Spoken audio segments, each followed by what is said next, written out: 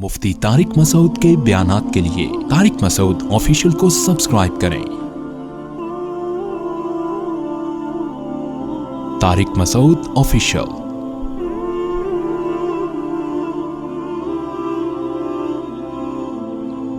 दुनिया में मुझे एक बात बताओ कि अगर किसी को पता चले कि हज़रत ईसा अलैहिस्सलातु वस्सलाम बग़ैर बाप के पैदा हुए थे और हज़रत मरियम रज़ी अल्लाह ताला अन्हा ने हज़रत मरियम अलैहिस्सलाम ने निकाह नहीं किया, फिर भी उनके शादी हो गई। अब इस वाक़े से को सुन के कोई शख्स ये दलील पकड़े, कोई औरत ये दलील पकड़े कि भाई मैं भी शादी नहीं करती, हो सकता है अल्लाह मुझे अपनी कुदरत से भी बेटा दे दे, तो आप बताएं ये उस अक़ल पे मातम करने का दिल करेगा कि नहीं करेगा?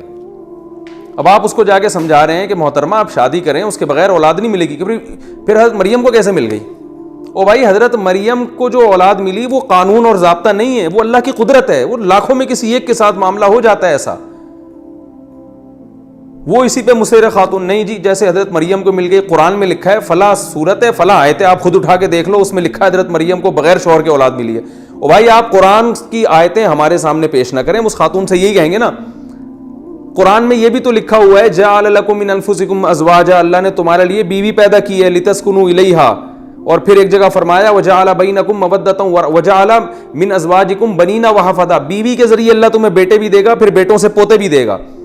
पहले शादी होगी, फिर बेटा पैदा होगा, फिर पोता। डायरेक्ट पोता भी पैदा नहीं हो जाएगा बीवी से, दादा बनने के लिए बेटे की भी शादी करनी पड़ेगी। उसूल ये भी तो कुरान में ही लिखा हुआ है। अब कुरान की एक बात आप उठा रहे हो, दूसरी नहीं उठा रहे, तो ये कहाँ का इंसाफ है? ये हमारे दीनदारों के साथ आजकल मार्केट में ये उनकी आदत चल रही है। एक आयत लेते हैं, दूसरी मोजज़ों वाली आयत ले लेंगे, उसूल और ज़ाब्ता जो अल्लाह ने बयान किया है उस आयत को फोकस नहीं कर रहे होते। और क्या, एक और मैं जरा मिसालों से बात समझाता हूं। किसी शख्स को यह कहा जाए आग जल रही है, भाई उसके करीब मत जाओ, वो कहते नहीं मैं तो जाऊंगा। ओ भाई नहीं जाओ, खुदकुशी का गुनाह मिलेगा, जल जाओगे, अजाब में आ जाओगे। तो आपके सामने दो हदीसें सुनाए। नंबर एक, रसूलुल्लाह सल्लल्लाहु अलैहि वसल्लम ने फरमाया, मेरी उम्मत में वो भी शहीद है जो आग में जल के हलाक हो जाए, वो भी शहीद है, उस पर शहादत का अजर मिलता है। तो आप बताओ, ये अक्लमंदी की बात होगी इस मौके पर ये वाली हदीस सुनाना? आप उसको क्या जवाब देंगे? ओ भाईजान, वो शख्स जो किसी हादसे की वजह से बेचारा पांव फिसला, आग में गिर गया, या घर में बैठा हुआ काम कर रहा था, हिफाजती तमाम तदाबीर उसने इख्तियार की हुई थी, इत्तिफाक से सिलेंडर फट गया और आग लग गई, ये उसके बारे में है। कमबख्त जो सिलेंडर के करीब चूल्हा जला रहा है या आग की तीलियां बार बार उसको दिखा रहा है, या वो सिलेंडर को चेक नहीं करवा रहा गवर्नमेंट से कि ये 150 साल पुराना सिलेंडर तो नहीं है, कहीं फटफटा ना जाए, ये आदमी उस वईद में, उस खुशखबरी में दाखिल नहीं है। ये थोड़ी दाखिल है उसमें कि जो सिलेंडर के करीब बैठा हुआ है और वो वहां सिगरेट जला जला के उसको बार बार दिखा रहा है कि देखता हूं फटता है कि नहीं फटता, या वो 150 साल पुराना सिलेंडर उठा के ले आया और उस गवर्नमेंट कह रही है कि भाई ये चेक करा लें, पुराने जितने भी आपके सीएनजी के सिलेंडर हैं ना जो गाड़ियों में लगे हुए हैं, इनको चेक करवा लें कि पुराना सिलेंडर ना हो, फट भी जाता है। आप कह रहे हैं नहीं, अगर फट गया तो क्या हुआ? रसूलुल्लाह सल्लल्लाहु अलैहि वसल्लम ने तो जल के जो शहीद हो उसके बारे में फरमाया, जो जल के हलाक हो गए वो भी शहादत का मर्तबा पाएगा। कोई बात नहीं, फट गया तो शहीद हो जाएंगे। तो आप बताओ, खोपड़ी में आएगी ये बात? ये दीनदारों की बातें कर रहा हूं आजकल। ताउन से हलाक हो जाए शहादत है, तो अब क्या ताउन वाले इलाके में चले जाएं? कोरोना वायरस से इंतकाल हो गया, यकीनन शहादत है, तो क्या वायरस वालों से चिपक चिपक के गले मिलना शुरू कर दें इस चक्कर में कि यार कोई बात नहीं, मर गए तो शहीद होंगे? तो याद रखें, दुनिया में जैसे ये उसूल है कि आग से जला हुआ शहीद है मगर इसकी बेस पर आग के करीब नहीं जाएंगे, इसी तरह याद रखें कि इस बेस पे भी आग के करीब आप नहीं जाओगे कि अगर कोई शख्स आग के करीब जा रहा है, आपने उसे समझाया कि भाई आग है, जला के हलाक कर देगी, शहादत का अजर नहीं मिलेगा, कमबख्तो खुदकुशी का गुनाह मिलेगा, तो वो जवाब में कहे कि पहली बात तो ये कि ये कोई ज़रूरी तो नहीं है कि आग जला के हलाक करे मुझे। असल मसला ये है कि ये तो कुरान में लिखा हुआ है और सूरह साफ़ात में मौजूद है, कुल्ना या नारू कूनी बर्दन व सलामन अला इब्राहीम, कि इब्राहीम अलैहिस्सलाम को आग में डाला गया था, तो हमने आग को कह दिया ए आग ठंडी और सलामती वाली हो जाए इब्राहीम के लिए। تو اس سے صاف پتہ چلتا ہے اس آیت سے, اور آیت نمبر بھی پیش کر دے اور سورہ صافات کا حوالہ بھی دے دے, اور کیا بھائی اس سے صاف پتہ چلتا ہے کہ آگ جو ہے نا جلانے میں اللہ کے حکم کی محتاج ہے. اللہ جب چاہے گا تو آگ سے ہم جلیں گے, نہیں چاہے گا تو نہیں جلیں گے. اس لیے میں جا رہا ہوں آگ میں, سورہ فاتحہ 7 دفعہ پڑھ کے چھلانگ لگا رہا ہوں. اللہ کی قدرت ہوگی تو جلائے گا, نہیں تو نہیں جلے گا. تو مجھے اللہ پر توکل ہے, مجھے اللہ پر ایمان ہے, میں نہیں جلنے والا.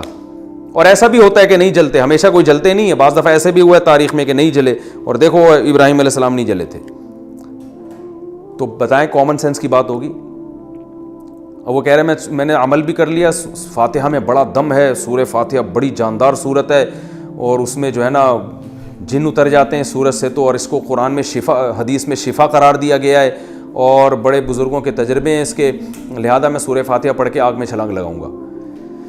ہائے ہائے, تو آپ بتاؤ یار اس کو کیا سمجھایا جائے گا, اس کو کس طرح سے وہ کہے گا میں قرآن حدیث کی بات کر رہا ہوں اور یہ مولانا صاحب کیسی باتیں میں کر رہے ہیں میرے سامنے. میں تو ابراہیم علیہ السلام کا حوالہ دے رہا ہوں کہ ابراہیم علیہ السلام جو ہے نا آگ میں نہیں جلے, اور اللہ کی قدرت بتا رہا ہوں, اور یہ اللہ کی قدرت کا انکار کر رہے ہیں. تو بتاؤ اس کو آپ کیا جواب دو گے؟ آپ اس کو کہو گے بھائی جان ابراہیم علیہ السلام جو آگ میں جلنے سے بچ گئے تھے وہ قانون اور ضابطہ نہیں ہے, اللہ کی قسم. اللہ نے آگ کو جلانے کی طاقت دی ہے, جلانے والا بنایا ہے. کبھی کبھار اللہ اپنی قدرت ظاہر کر دیتے ہیں کہ نہیں جلتے. تو تیرے بارے میں اللہ نے کب وعدہ کیا ہے کہ تو آگ میں جائے گا میں تجھے نہیں جلاؤں گا؟ کون سی آیت میں لکھا ہوا ہے؟ کہاں لکھا ہوا ہے یہ کون سی حدیث میں آیا ہے؟ تم سورہ فاتحہ پڑھ کے جاؤ, تہجد پڑھ کے جاؤ, 6 گھنٹے باقاعدہ رو رو کے جاؤ کہ اللہ مجھے نہیں جلانا, پھر بھی آگ جلائے گی اور تمہیں خودکشی کا گناہ ہوگا. اور خودکشی کیا ہے؟ حدیث میں آتا ہے آپ صلی اللہ علیہ وسلم نے فرمایا جس شخص نے اپنے آپ کو جس طریقے سے ہلاک کیا, جب وہ مرے گا تو قیامت تک قبر میں برزخ کی زندگی میں اس کو سزا یہ دی جائے گی کہ وہ اسی طرح سے اپنے آپ کو مار مار کے ہلاک کرتا رہے گا. آپ صلی اللہ علیہ وسلم نے فرمایا جو جل کے ہلاک ہوا, حدیث کا مفہوم ہے وہ جلتا رہے گا قیامت تک, اور اس کو بار بار زندہ کر کے آگ میں بار بار پھینکا جائے گا. جس نے اپنے آپ کو بلندی سے گرا کے ہلاک کیا, آپ صلی اللہ علیہ وسلم نے فرمایا اسی طرح پہاڑ قائم کیا جائے گا برزخ میں, اور اس کے اوپر سے دھکا دے کے گرایا جائے گا, اور وہ قیامت تک اسی طرح گرتا رہے گا. یہی سزا ریپیٹ ہوتی رہے گی, اتنی سخت سزا ہے. تو یاد رکھیں جیسے دنیا میں اللہ کے ضابطے اور اصول ہیں, شریعت کے ساتھ ساتھ ان ضابطوں کو بھی فالو کرنا ہے. یہاں میں ایک اشکال کا جواب دے دوں. بعض لوگ ایک روایت پیش کرتے ہیں کہ حضرت خالد بن ولید نے بھی تو زہر کا پیالہ پی لیا تھا, ان کو تو کچھ نہیں ہوا تھا. تو اس سے پتہ چلتا ہے بھائی اللہ جب چاہتا ہے ہوتا ہے. ہم بھی کبھی موقع ملا تو قدرت ظاہر کرنے کے لیے زہر وہر کا پیالہ پی لیں گے, اور ہم تو زہر کا پیالہ بھی نہیں پی رہے, ہم تو صرف احتیاطیاں کر رہے ہیں. تو یاد رکھیں علماء نے یہ بیان کیا ہے کہ اس قسم کے جو واقعات ہیں زہر کا پیالہ پینے کے, یا کوئی اس طرح کے جو کرامتیں ہوتی ہیں, کڑائی میں ہاتھ ڈال دیا, یہ ایسے مواقع ہوتے ہیں کہ ایسے موقع پر اللہ کی طرف سے الہام ہوتا ہے. الہام یہ ہوتا ہے کہ آج ہم اپنی عام ضابطے سے ہٹ کر اپنی طاقت اور قدرت ظاہر کریں گے کافر کے سامنے. تو اے مسلمان, اے اللہ کے ولی, تو وہ کام کر لے جس کا یہ تجھے کہہ رہے ہیں, اور ہم تجھے اپنی قدرت سے بچا لیں گے. یہ الہام ہوتا ہے. تو جب کسی ولی کے دل میں یہ الہام ہو, اور اتنا مضبوط الہام ہو کہ اس کو اللہ کی طرف سے پھر یہ اطمینان بھی مل جاتا ہے کہ یہ اللہ کی طرف سے الہام ہے, یہ شیطانی تصرف نہیں ہے, پھر وہ ایسے کام کر لیتے ہیں جس کے نتیجے میں, اب جیسے یہ خالد بن ولید رضی اللہ تعالیٰ عنہ کا زہر پینے کا واقعہ, مجھے اس کی سند کی پوری تحقیق نہیں ہے, لیکن اگر یہ واقعہ بالفرض ثابت نہ بھی ہو تو ایسے اور واقعات تاریخ میں بہت ثابت ہیں. کہ تبلیغ جماعت میں ایک ایسا واقعہ ہوا تھا کہ کڑائی میں ہاتھ ڈال دیا انہوں نے, ایک جماعت گئی ہوئی تھی, اور واقعی جب ہاتھ باہر نکالا تو بالکل ٹھیک تھا. ایسی کرامتیں ہوتی ہیں اہل اللہ کے ساتھ, لیکن علماء یہ کہتے ہیں کہ یہ کرامت کا ظہور اس وقت جائز ہے, یعنی ایسا کام کرنا اس وقت جائز ہے جب اللہ کی طرف سے ولی کے دل میں الہام ہو, اور الہام اتنا مضبوط ہو کہ وسوسہ نہ ہو وہ, اور وہ الہام جب اس کے علامت یہ ہوتی ہے کہ اللہ ہی کی طرف سے اطمینان دلا دیا جاتا ہے کہ یہ من جانب اللہ ہے, اس میں شک و شبہ نہ کرنا.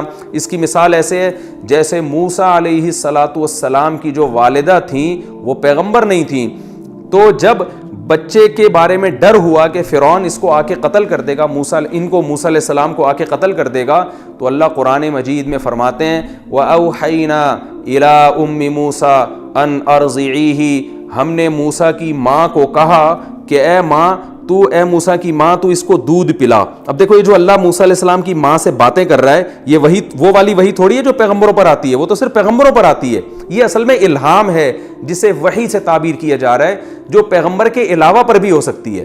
تو موسیٰ علیہ السلام کی والدہ اللہ کی نیک ولی تھیں. اللہ کہتے ہیں ہم نے موسیٰ کی ماں کو الہام کیا, ہم نے ان کو بتا دیا کہ ارضعیہ, اس کو دودھ پلا, فاذا خفتی علیہ, جب تمہیں ڈر ہو, فالقیہ فی الیم ولا تخافی ولا تحزنی, اس کو دریا کی موجوں کے حوالے کر دینا اور غم نہ کرنا. اب آپ بتائیں اپنے بچے کو دریا میں پھینک دینا یہ جائز ہے کیا؟ یہ تو فرعون آتا تو خود قتل کرتا نا, فرعون کے فوجی آتے, اس میں قتل کی نسبت کس کی طرف ہوتی؟ فرعونیوں کی طرف نسبت ہوتی. ساری دنیا کہتی فرعونی نے مارا, ماں نے نہیں مارا, لیکن بچے کو جب دریا میں پھینک دیں گے پھر تو موت یقینی ہے اس کی, بہت کم امکان ہے بچنے کا. پھر نسبت کس کی طرف ہوگی؟ اگر بچہ مر جاتا نسبت کس کی طرف ہوتی؟ ماں کی طرف. لیکن ماں کیا کر رہی ہے, وہ بچے کو صندوق میں بند کر کے, جہاں ہوا کا بھی خطرہ ہے کہ پتہ نہیں ہوا بچے کو پہنچے گی نہیں پہنچے گی, اور صندوق کے حوالے کیا, دریا کی موجوں کے حوالے کیا جا رہا ہے, دریا کی موجوں کے حوالے کیا جا رہا ہے. تو اس میں تو اگر بچہ ہلاک ہو جاتا تو نسبت ماں کی طرف ہوتی نا, ماں گنہگار ہوتی, لیکن نہیں ہوتی گنہگار. کیوں نہیں ہوتی؟ کہ وہ جو کچھ کر رہی ہیں اللہ کے حکم پر کر رہی ہیں. اور اللہ موسیٰ علیہ السلام کی ماں کو آرڈر کیسے دے رہا ہے؟ فرشتے کے ذریعے نہیں, کسی اور ذریعے سے نہیں, اللہ ڈائریکٹ ان کے دل پہ القاء کر رہے ہیں. تو اس سے صاف پتہ چلتا ہے کہ ولی اللہ کو بعض دفعہ ایسا الہام ہوتا ہے جو اللہ کی طرف سے ہوتا ہے, اور اس میں اس ولی کو یقین ہو جاتا ہے کہ یہ خالصتاً اللہ کی طرف سے ہے, اور اس بیس پر کوئی وہ ایسا کام کر سکتا ہے جو عادت کے خلاف ہو, اس میں بظاہر ہلاکت ہو. شریعت تبدیل نہیں کر سکتا. پتہ چل رہا ہے کل سے لوگوں کے الہام شروع ہو گئے کہ مجھے اللہ کی طرف سے الہام ہوا ہے کہ 5 نمازوں کے بجائے 4 ہو گئی ہیں, یا اللہ کی طرف سے الہام ہوا ہے کہ داڑھی کاٹ لو. تو یہ الہام شیطان کی طرف سے ہوگا, اللہ کی طرف سے نہیں ہو سکتا, اور اس کی کوئی شرعی حیثیت نہیں ہے. کیونکہ شریعت میں جو حلال و حرام کے مسائل ہیں وہ بہرحال قرآن و سنت ہی سے پوچھے جائیں گے, وہ کسی الہام سے نہیں پوچھے جا سکتے, ان کا تعلق الہاموں سے نہیں ہے. الہام سے شرعی مسائل کا یاد رکھیں, شرعی مسائل کا استنباط نہیں ہو سکتا. ہاں یہ کوئی کام کیا جا سکتا ہے, خطرے والا کام, جس میں اللہ کی طرف سے ایسا الہام ہو اور اس میں کوئی حکمت ہو اس خطرے والے کام میں. تو اب دیکھیں موسیٰ علیہ السلام کی والدہ اسی بیس پر اپنے بچے کو دریا کی موجوں کے حوالے کر رہی ہیں. تو اگر آپ کہتے ہیں کہ غیر اللہ پر, اللہ کے علاوہ پر الہام نہیں ہوتا, تو اس آیت کی نفی ہو رہی ہے. اور اگر آپ یہ کہتے ہیں الہام تو ہوتا ہے مگر وہ یقینی نہیں ہوتا, تو ایک غیر یقینی چیز کی بیس پر موسیٰ کی والدہ, حضرت موسیٰ کی والدہ اگر اپنے بچے کو دریا کی موجوں کے حوالے کر رہی ہیں تو پھر گنہگار ہونا چاہیے ان کو, حالانکہ گنہگار نہیں ہے. تو پتہ چلا یہ الہام یقینی تھا. اور اس سے بھی مضبوط دلیل میرے دعوے کی یہ ہے کہ اللہ نے اسی الہام میں یہ بھی کہا کہ اے موسیٰ کی ماں تو اس بچے کو دریا کے حوالے کر دے, انا رادوہ الیکی, ہم اسے تیری گود میں لوٹا دیں گے, بہت جلد لوٹا دیں گے. تو اللہ فرماتے ہیں کہ اب یہ الہام ہوا ہے. اللہ تعالیٰ فرماتے ہیں کہ موسیٰ کی ماں پریشان تھی, لیکن ادھر اللہ نے جب وہ فرعون نے اس بچے کو اٹھایا ہے, حرمنا علیہ المراضع من قبل, تو اللہ نے ہر عورت کا دودھ حرام کر دیا. بالآخر حضرت موسیٰ کی ماں کو بلایا گیا, کسی نے بتایا کہ ایک عورت ہے وہ دودھ پلائے گی تو اس کا دودھ پی لے گا یہ. تو جب حضرت موسیٰ کی ماں آئی, بچے نے فوراً دودھ پینا شروع کیا, تو فرعونیوں نے بچے کو حضرت موسیٰ کی ماں کے حوالے کر دیا کہ جب تک یہ تھوڑا سمجھدار نہیں ہو جاتا تو آپ اسے دودھ پلاتی رہیں. تو اب یہاں دیکھیں قرآن کے الفاظ کہ اس طرح ہم نے موسیٰ کی ماں کی گود میں بچہ واپس لوٹا دیا. کیوں لوٹا دیا؟ اللہ فرماتے ہیں لتعلم, تاکہ اس کو یقین ہو جائے, ان وعد اللہ حق, کہ اللہ جو وعدہ کرتا ہے وہ سچا ہوتا ہے. اب آپ بتائیں اللہ نے وعدہ کہاں کیا تھا؟ الہام کے ذریعے. تو وہ الہام یقینی تھا, تبھی اسے وعدے سے بھی تعبیر کیا جا رہا ہے, اور یہ بتایا جا رہا ہے کہ اللہ جب وعدہ کرتا ہے تو وعدہ نہیں توڑتا. تو اس صاف قرآن کی آیت سے پتہ چلتا ہے کہ ولی اللہ پہ بھی بعض دفعہ الہام ہوتا ہے جو بالکل یقینی ہوتا ہے, اگرچہ وہ دوسرے کے حق میں حجت نہیں ہے لیکن اس ولی کے حق میں وہ حجت ہوتا ہے, لیکن اس سے شریعت تبدیل نہیں ہوتی. ہاں بعض ایسے کام اس الہام کی بیس پہ کرنا جائز ہیں کہ جو عام حالات میں خطرناک ہونے کی وجہ سے ناجائز ہو سکتے ہیں, لیکن جب وہ یقینی الہام ہوتا ہے تو وہ کام خطرناک رہتے نہیں ہیں. تو اس سے میرا خیال ہے بات سمجھ میں آ گئی ہوگی کہ خالد ابن ولید رضی اللہ تعالیٰ عنہ کا جو واقعہ ہے کہ زہر کا پیالہ پی لیا, یا بعض ہمارے تبلیغی ساتھیوں نے ہمیں واقعہ سنایا تھا بچپن میں, بہت پرانی بات ہو گئی, وہ جماعت آئی تھی, انہوں نے بتایا کہ ایسے امیر صاحب نے کڑائی میں ہاتھ ڈالا اور نہیں جلا.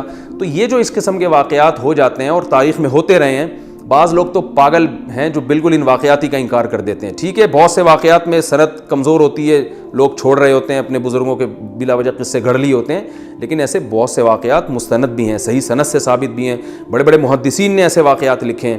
تو وہ واقعات الہام کی بیس پہ ہوتے ہیں. تو یاد رکھیں, جب تک ایسا یقینی الہام کسی کو نہیں ہوتا اس وقت تک اس کے لیے اپنے آپ کو خطرات میں ڈالنا جائز نہیں ہے.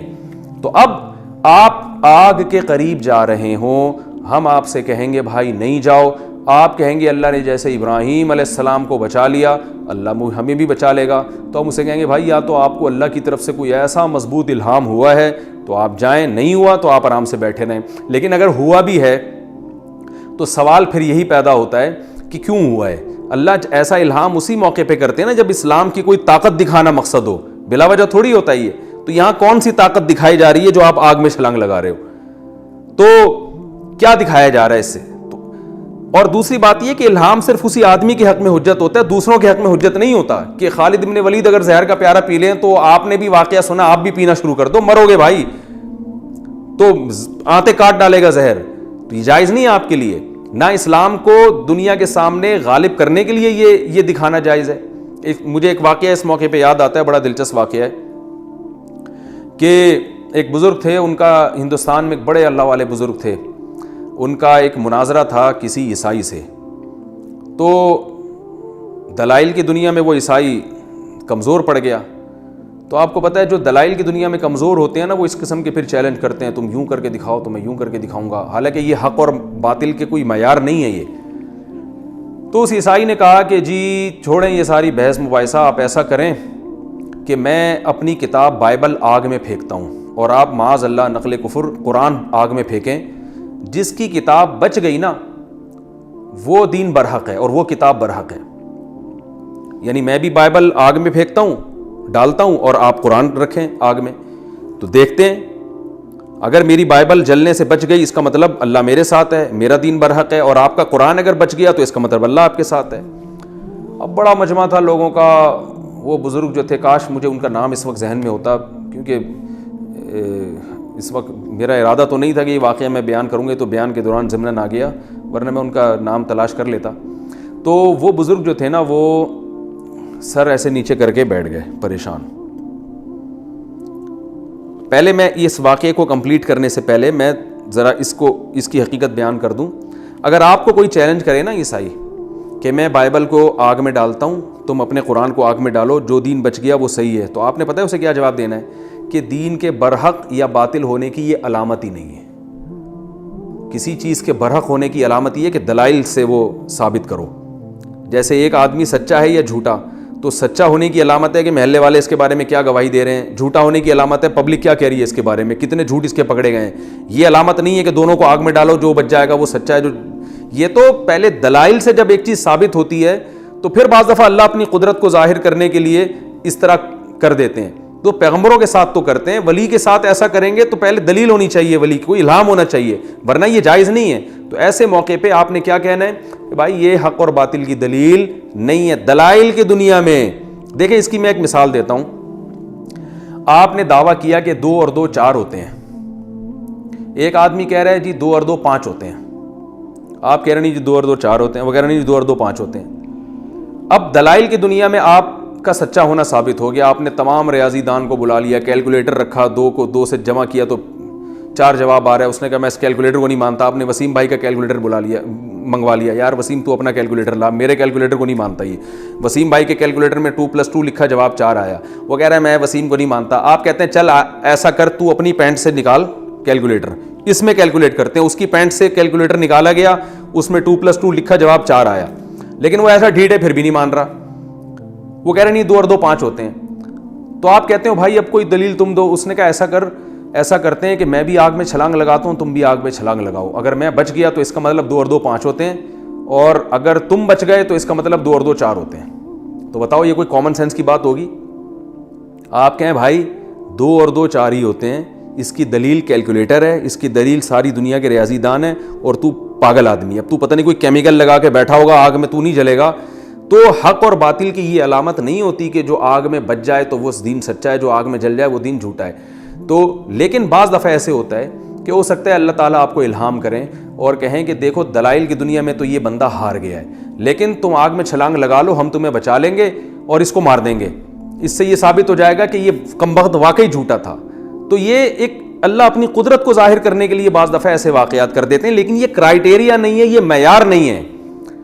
تو اسی طرح وہ جو بزرگ تھے نا, جب انہوں نے دیکھا کہ عیسائی یہ دعویٰ کر رہا ہے کہ میں بائبل کو قرآن میں ڈال دیتا ہوں, آپ قرآن کو ڈال دیں, جس کی کتاب بچ گئی وہ دین سچا ہے, تو وہ بزرگ بیٹھ گئے سر نیچے کر کے, پریشان بیٹھے ہوئے ہیں. اور ادھر عیسائیوں نے شور مچانا شروع کر دیا, خوشی سے تالیاں بجانا شروع کر دیں, ہار گئے. ان کو پتہ ہے کہ معاذ اللہ ہمارا قرآن جل جائے گا اور بائبل جو ہے بچ جائے گی, تو یہ دین جھوٹا ہے, ہم جیت گئے کا. اور ادھر مسلمان پریشان, عقل تو ہے نہیں نا لوگوں میں کہ یار یہ کون سی پریشانی والی بات ہے, یہ تو دعویٰ ہی غلط ہے. لیکن بعض دفعہ اللہ اپنی قدرت ظاہر کرتے ہیں, وہ کافی دیر سر نیچے. یہ واقعات ہوتے ہیں اہل اللہ کے ساتھ, جو واقعی اللہ والے ہوتے ہیں ان کے ساتھ اللہ بسا اوقات ایسی مدد کے واقعات کرتے ہیں کہ انسانی عقل حیران ہو جاتی ہے, لیکن یہ کوئی قاعدہ ضابطہ نہیں ہے بہرحال.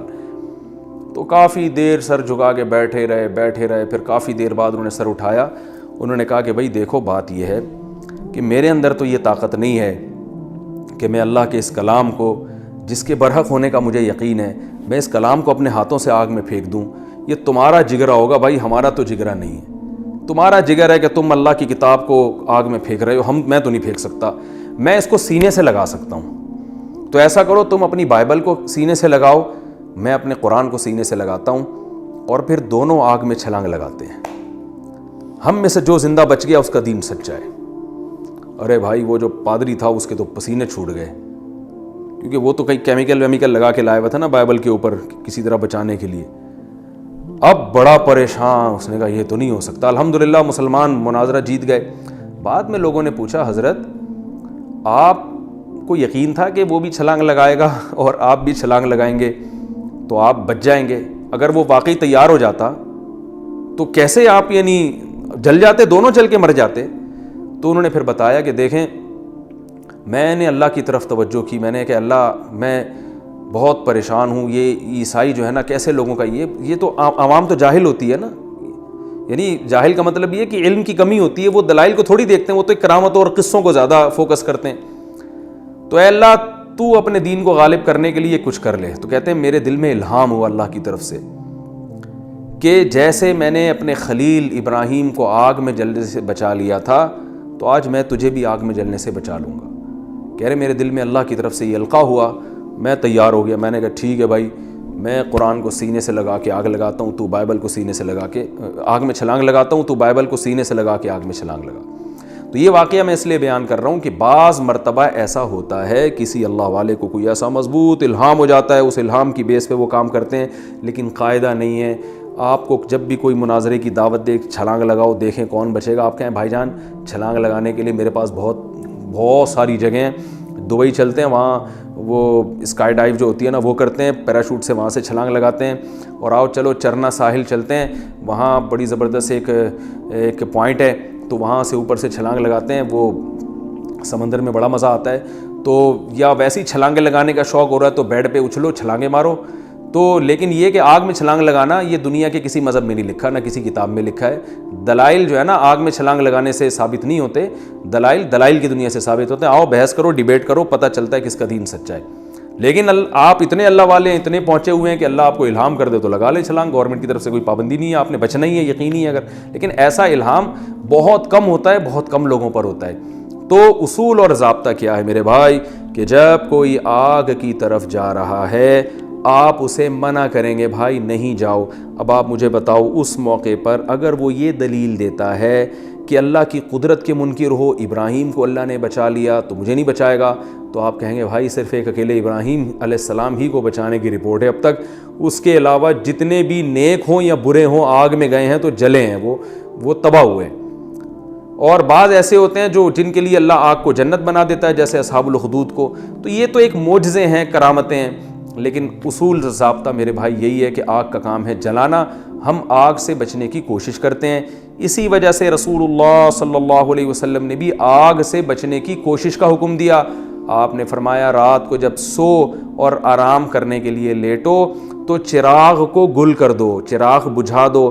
فإن الفویسقۃ تضرم النار علی اہلہا, اس لیے کہ یہ جو چوہا ہے نا یہ فاسق فاجر ہے, یعنی بڑا نالائق ہے.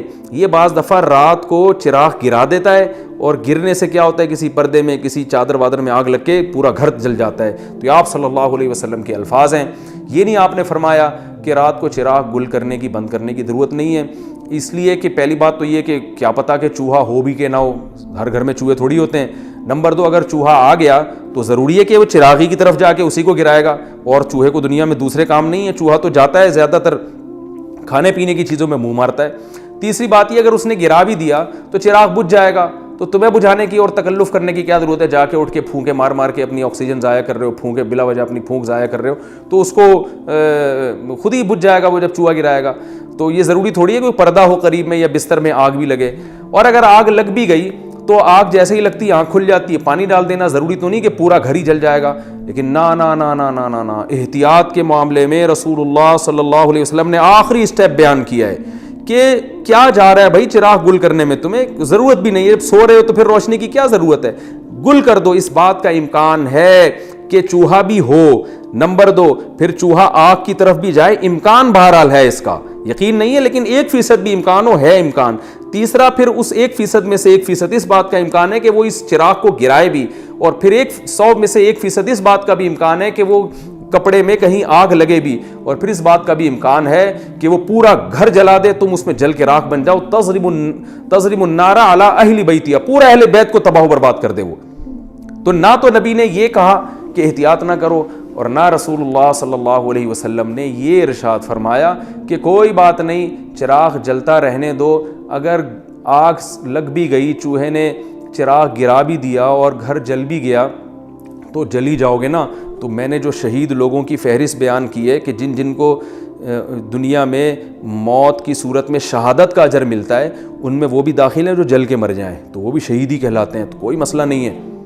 نا نا نا میرے بھائی, ایسا نہیں کیا. تو میں سمجھا پا رہا ہوں اپنی بات کہ آج کل ہم جو دیندار کہلاتے ہیں ان کی سوچ میں اور رسول اللہ صلی اللہ علیہ وسلم اور قرآن و سنت جو ہمیں بتا رہے ہیں ان کی سوچ میں کتنا فرق ہے. کون سی چیز اٹھا کے ہم کہاں فٹ کر رہے ہوتے ہیں جو وہاں منطبق کرنے کی ہوتی نہیں. تو یاد رکھیں, جیسے یہ دنیا کا اصول ہے کہ دنیا میں کامیابی اس کو ملے گی جو اسباب اختیار کرے گا.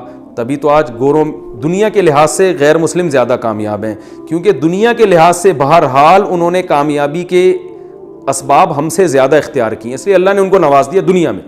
تو یاد رکھیں اسی طرح آخرت کی کامیابی ان لوگوں کو ملے گی جو آخرت میں کامیابی کے وہ طریقے اختیار کریں گے جو اللہ اس کے رسول نے بیان کیے, جن کو آخرت کے اسباب کہا جاتا ہے. اور وہ آخرت کے اسباب کیا ہیں جو میں نے آیت پڑھی, وَذَرُوا ظَاهِرَ الْإِثْمِ وَبَاطِنَهُ, یہ پوری تمہید اس آیت کو سمجھانے کے لیے میں نے پڑھی ہے. یہ جو پوری تمہید میں نے اتنا لمبا بیان کیا نا, یہ صرف اس آیت کو سمجھانے کے لیے کہ اللہ نے بتایا ہے کہ جہنم کی آگ سے وہ بچے گا اور جنت میں وہ جائے گا جو فرائض و واجبات پورے کرے اور کبیرہ گناہوں سے بچے. وہ یہ اصول اور ضابطہ ہے. کبھی کبھار اللہ ان اصولوں کے خلاف کسی کو ویسے ہی بخش دیتے ہیں یا چھوٹی سی نیکی کام آ جاتی ہے. جیسے حدیث میں آتا ہے کہ ایک شخص نے پیاسے کتے کو پانی پلایا, اللہ کو اس پہ ترس آیا, اللہ نے بخش دیا.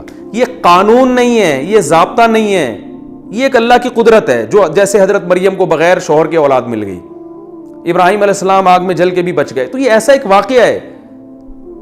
ہم اس قسم کی حدیثوں سے استدلال کر کے گناہ پہ جری ہوتے ہیں کہ یار وہ ایک آدمی نے کتے کو پانی پلایا تھا, اس کے اللہ نے سارے گناہ بخش دیے, تو میں تو صبح پوری سبیل کھول کے بیٹھا ہوا ہوں, میں تو صبح شام کتے کے مالک کو بھی پانی پلا رہا ہوتا ہوں.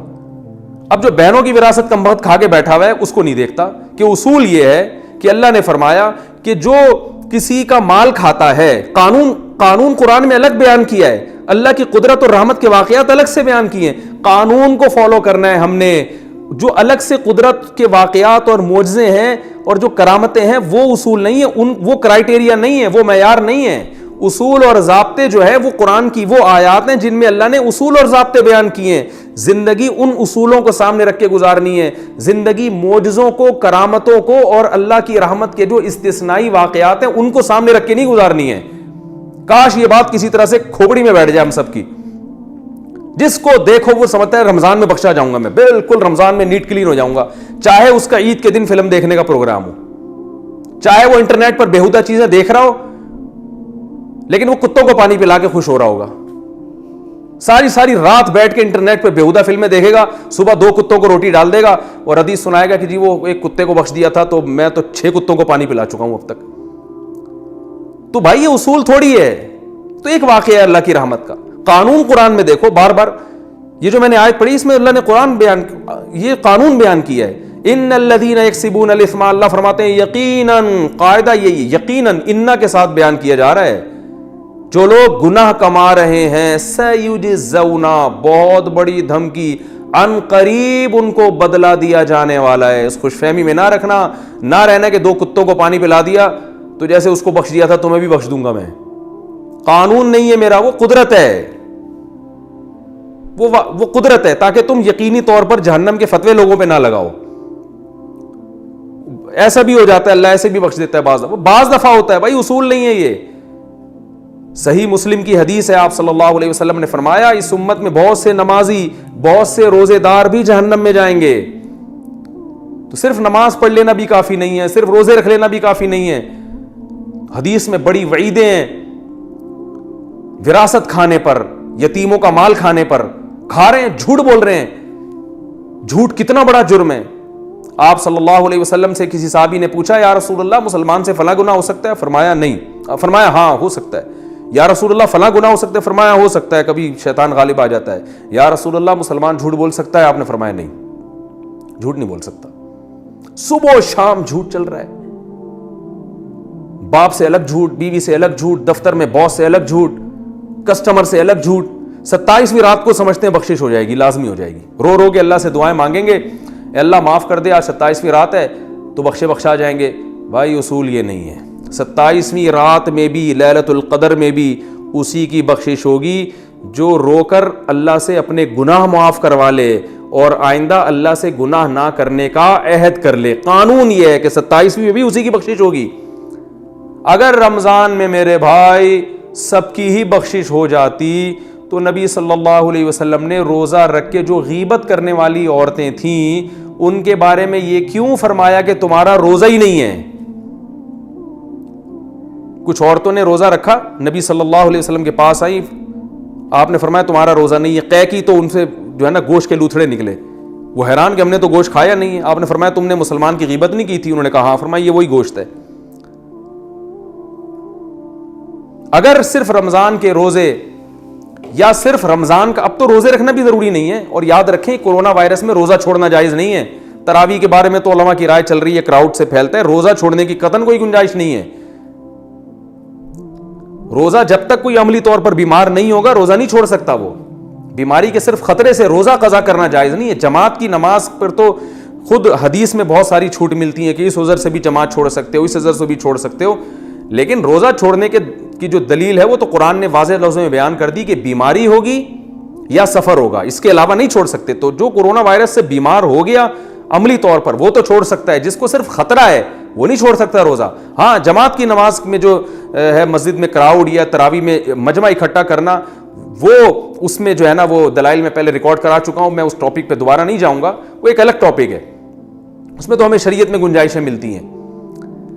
تو ہم یہ سمجھتے ہیں کہ دنیا کے معاملے میں ہم اسباب کو اختیار کیے بغیر نتیجہ حاصل نہیں کر سکتے, لیکن آخرت میں جو اللہ نے آخرت میں نجات کے جو اسباب رکھے ہیں وہ بغیر اختیار کیے ہم جنت میں چلے جائیں گے. تو بھائی ایسا نہیں ہے. اس معاملے میں جو دنیا کا اصول ہے وہی آخرت کا اصول, بلکہ اور زیادہ سختی آخرت کے معاملے میں. قرآن میں اللہ تعالیٰ کا ارشاد ہے کہ من کانا یریدو, وہ کیا ہے, ومن من کانا یرید، سورہ بنی اسرائیل کی آیتیں اس وقت میرے ذہن میں نہیں آ رہی، وہ لفظ وہ الفاظ پورے نہیں آ رہے. آگے من کانا یرید العاجلہ، فرمایا جو اس دنیا کا ارادہ کرتا ہے نا، دنیا کی کوشش کرتا ہے، عجلنا لہ فیہا ما نشاء لمن نرید، تو جتنی دنیا وہ چاہتا ہے اتنی نہیں، جتنی ہم چاہیں گے اس کو دیں گے، اور دیں گے بھی اس کو جس کے بارے میں ہمارا ارادہ ہوگا. بسا اوقات دنیا میں آپ سبب اختیار کرتے ہیں، وہ پھر بھی سبب ضائع ہو جاتا ہے، لیکن آخرت کے بارے میں اللہ نے کیا فرمایا کہ ومن اراد الآخرہ، جو آخرت کا سبب اختیار کرے گا تو اللہ فرماتے ہیں اولئک کان سعیہم مشکورا، ان کو لازمی اس کا نتیجہ ہم دیں گے، لازمی اجر ملے گا. تو میرے بھائی آخرت دنیا کے معاملے میں تو بڑے ڈیڑھ ہوشیار بنے ہوئے ہیں. یہاں تو کوئی یہ نہیں کہتا کہ روٹی نہیں کھاؤں گا تو کوئی بات نہیں، وہ خود بخود میرا پیٹ بھر جائے گا، اور میں آگ میں چھلانگ لگاؤں گا تو اللہ بچا لے گا، جیسے ابراہیم علیہ السلام کو بچایا تھا تو مجھے بھی بچا لے گا. یہاں کہتے ہیں نہیں بھائی وہ صرف ابراہیم علیہ السلام کو ہی بچایا، مجھے نہیں بچائے گا، اس آگ کو مجھ سے دور رکھو. لیکن آخرت کے معاملے میں جہاں بات آتی ہے تو وہاں ہم کہتے ہیں یار میں نہ بہنوں کی وراثت ادا کروں گا، نہ میں داڑھی رکھوں گا، نہ میں فرض نماز کی پابندی کروں گا، نہ میں والدین کے ساتھ حسن سلوک کروں گا، نہ میں بیوی بچوں کے حقوق ادا کروں گا، میں کتا خرید کے اس کو پانی پلاؤں گا روزانہ. تو فلاں صحابی کے بارے میں، فلاں شخص کے بارے میں حدیث میں آتا ہے اس نے کتے کو پانی پلایا تھا، جنت میں گیا تھا، تو میں 6 کتوں کو پانی پلاؤں گا، میں تو 6 دفعہ جنت میں جاؤں گا.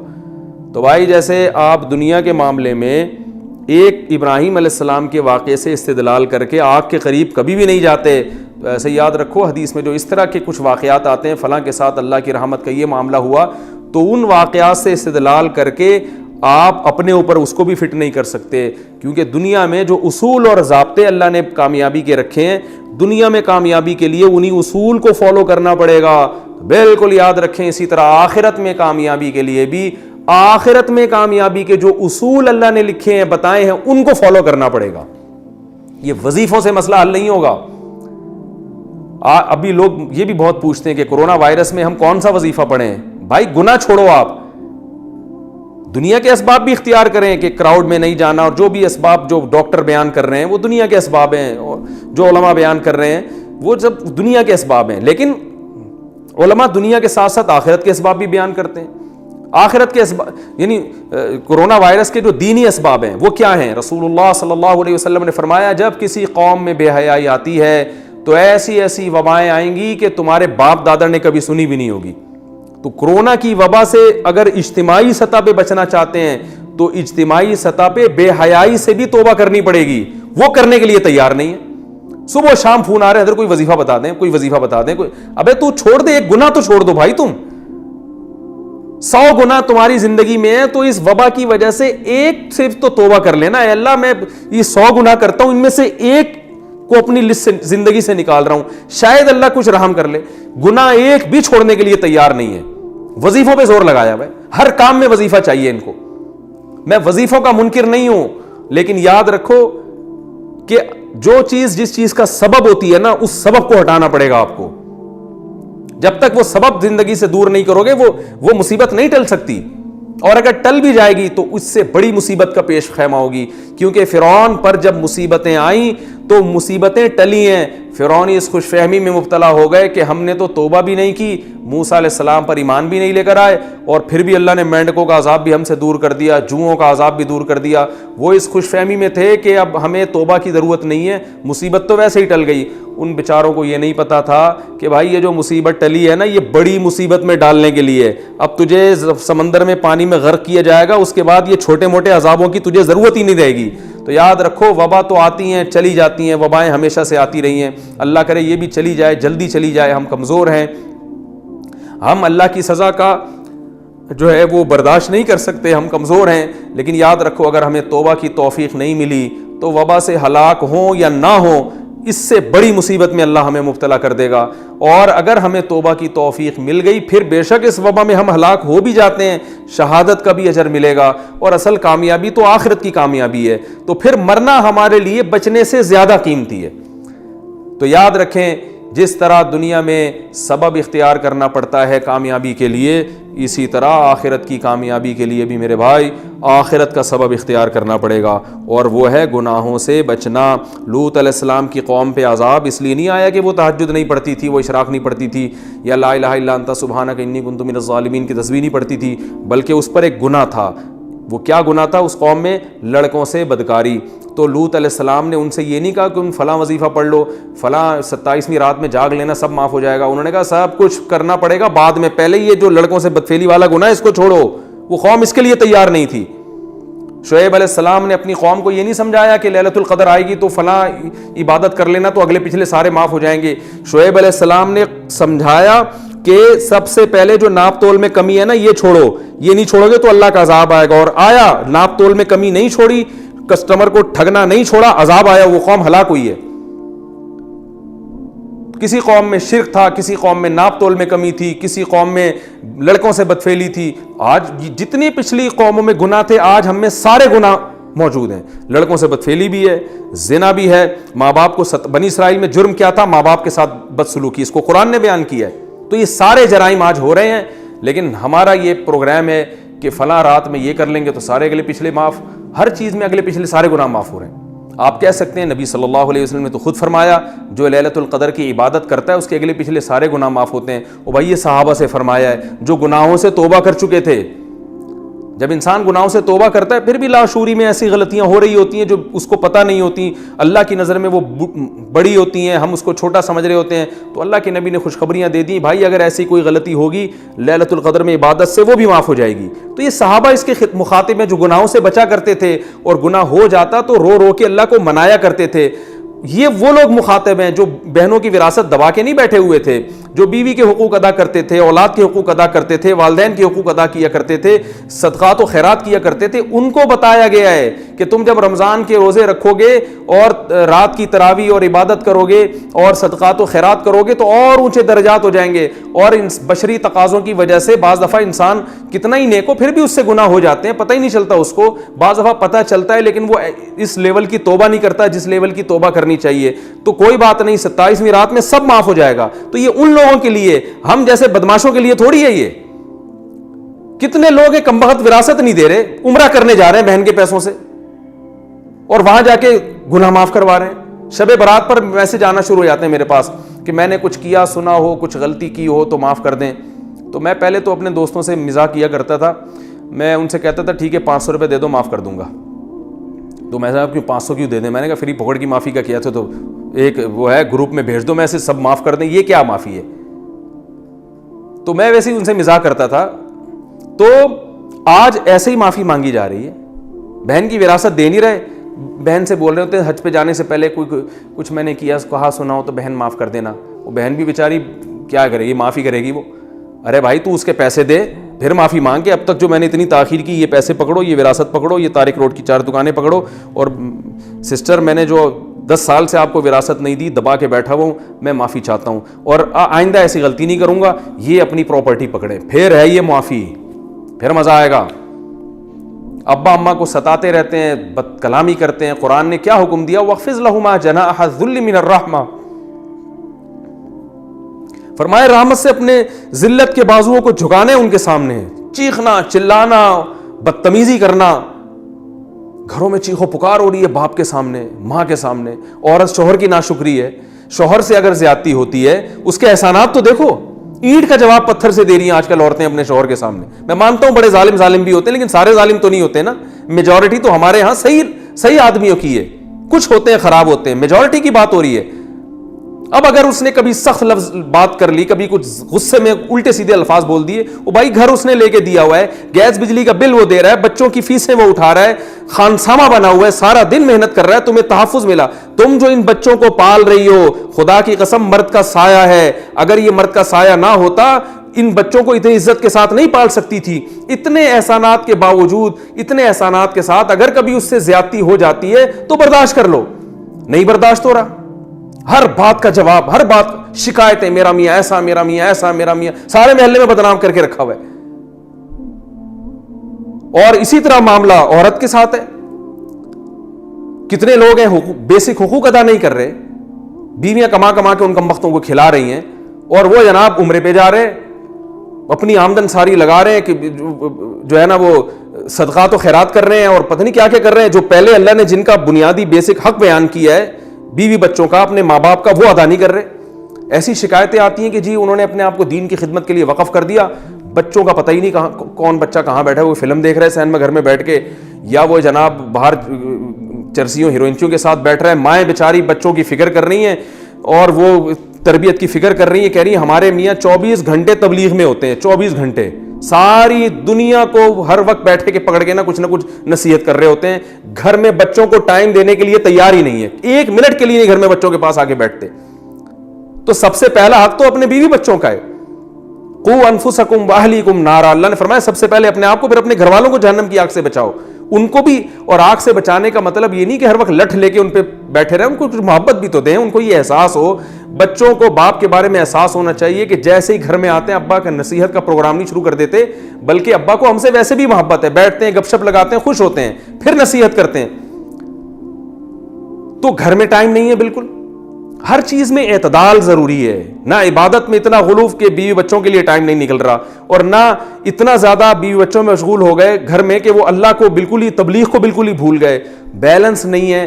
جو جس چیز میں لگا ہوا ہے بس سمجھتا ہے اسی میں نجات ہوگی. ایسا نہیں ہے میرے بھائی, نجات ہوگی. قانون یہ ہے کہ اللہ کے حقوق بھی ادا کرنے ہیں, اللہ کی مخلوق کے حقوق بھی ادا کرنے ہیں, سب میں کو بیلنس لے کے چلنا ہے.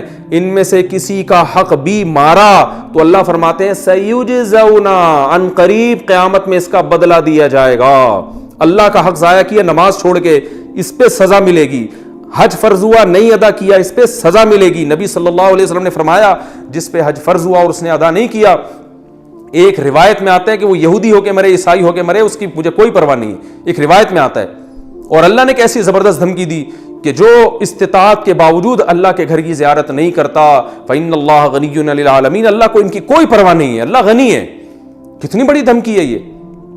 نماز چھوڑ دینا اللہ کا حق ہے. بعض لوگ کیا کر رہے ہیں, حقوق العباد میں بہت آگے ہیں, وہ ایک ٹائم کی نماز نہیں پڑھتے.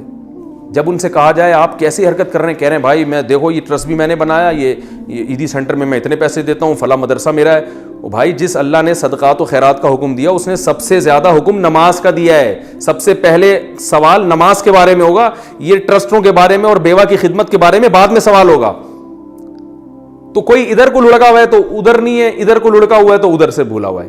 وجہ کیا ہے کہ ہمارا یہ کانسیپٹ ہی کلیئر نہیں ہے. ہم نے سمجھ رکھا ہے سب نے کہ جنت دپل میں ملے گی.